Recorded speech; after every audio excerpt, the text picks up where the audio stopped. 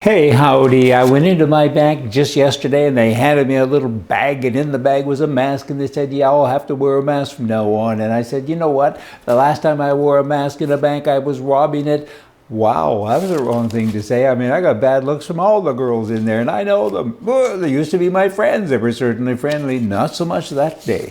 I hope they get over it. Hey, Republicans, many Republicans, so-called Republicans, I say many, I think it's 40 or 50 that the commie Democrats have gone out and rounded up, and these Republicans, I just like calling them that because they're really not. But in any event, they're saying, we're going to back Joe Biden. Any true Republican does know that that ain't a good thing to do. So these guys are not true Republicans. They've always been opportunists. If in fact they were elected as a Republican, it's only because they couldn't get in as a Democrat. Maybe there wasn't any availability. I mean, I don't know. That depends on the situation and the person, but they're not truly Republican, right? Because the people on the other side, the Democrats, I mean, wow, they're bad people. They're all in favor of leftist violence, mayhem, the destruction of capitalism, the destruction of law enforcement, high taxes, more regulations, fewer jobs, and an agenda that is influenced by this politically correct, authoritarian stuff. I mean, it's just bad. I mean, these guys who say they are Republicans now, they've crossed over, and what they're really saying is Trump is a terrible guy, so we're going to go over and take our right-wing ideas with us and give them to Biden, right?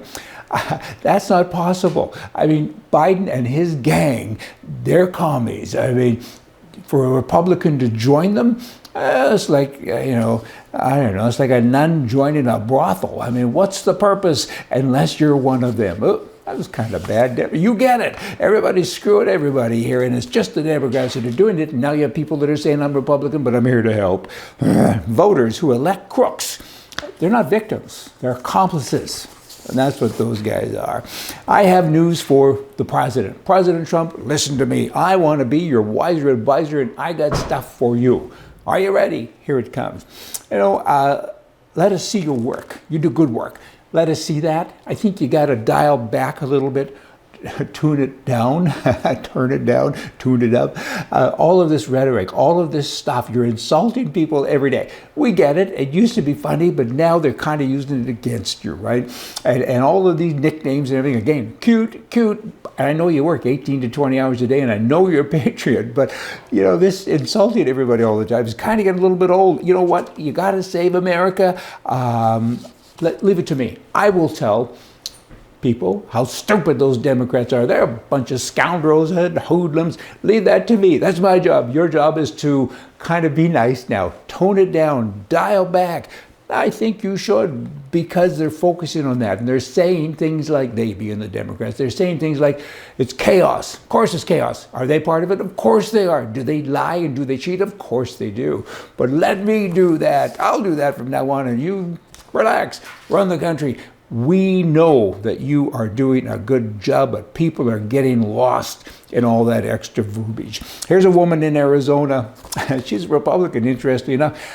People are saying that she's doing a bad thing here. I kind of give her high marks for creativity. It's a little bit dumb, but she's creative. Senator Martha McSally, she needs money. And she said, we need more resources so we can win, because right now we're not winning according to the polls. And so she says, all you people who support me, I want you not to eat for a day. And the money you saved, I want you to give it to me, to my campaign. That's cute. Okay, now I'm jumping. Can you keep up? Keep up with me. Come on. This is a sad story. This happened in Canada, in Saskatchewan, McKee Lake, I think that's just north of Saskatoon, a ways north maybe. A woman was killed, 44-year-old woman. She was killed by a bear. There has been 1,070 reports in that area of bears since the beginning of April. Wow, that's not that long. And I guess my issue is, well, first, my condolences to the family. I mean, it's a terrible tragedy, and what a terrible way to die. Probably didn't have bear spray. Probably didn't have a gun. Not probably, I'm sure didn't. You can't even buy bear spray unless you've got a lot of time on your hands. You got to fill out forms, and it's almost like you're building a bomb. And this is about self-protection in Canada. It's against the law to protect yourself with any tool of any kind. And I guess you do get bear spray, but it's a challenge. And probably her, like so many other people, they didn't rise to the challenge because it's complicated, and there's been over 1,000 bear sightings there and 1,000 issues with bears, and one finally did it, killed a woman. Terrible thing. Okay, now I'm over to Venezuela. This is back to politics. You have a foreign minister in Venezuela. By the way, Venezuela right now is like Canada will be in several years. And America too, if Joe Biden gets in. And it's a mess. And now you have a guy there, he's a foreign minister. And he says this: Canada has caused the country's collapse to take control of its wealth, and they're coming to get us.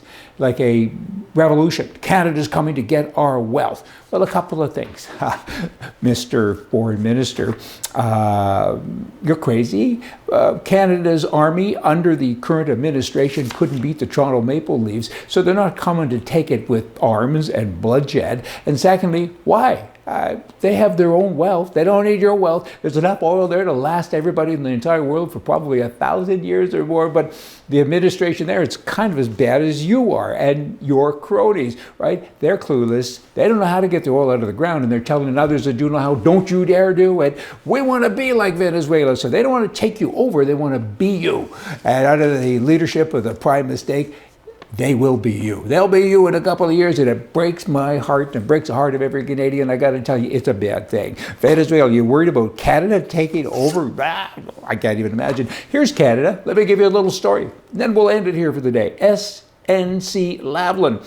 Big scandal here a little while ago, a couple of years ago now, maybe.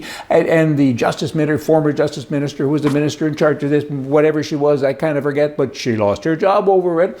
It was a scandal.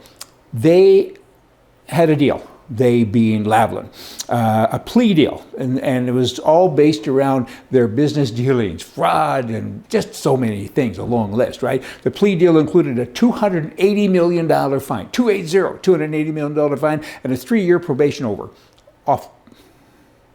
Blah, blah. You got it? Okay, you got all of that. They paid this big money. They have this probation order.